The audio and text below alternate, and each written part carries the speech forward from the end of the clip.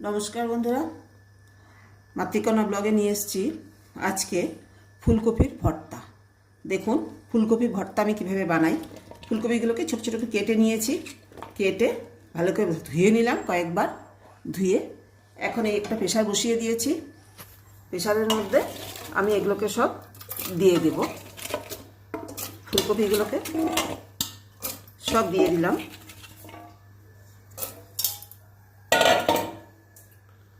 এর মধ্যে দেব একটুখানি নুন,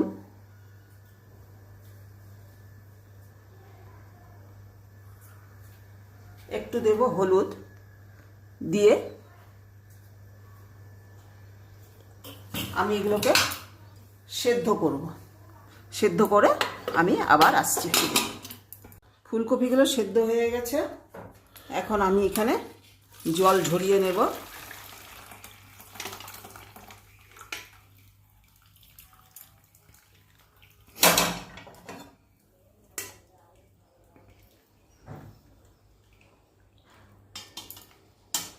জল ঝরতে দিলাম, একটু সময় জলটা ঝরে নিক, তারপরে আবার আসছি।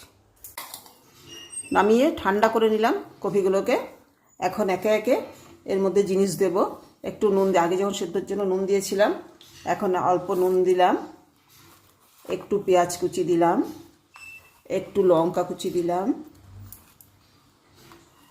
স্বাদ মতন, আপনারা কীরকম ঝাল খান, একটু সর্ষের তেল দিলাম। এখন এগুলোকে মিক্সড করে নিব।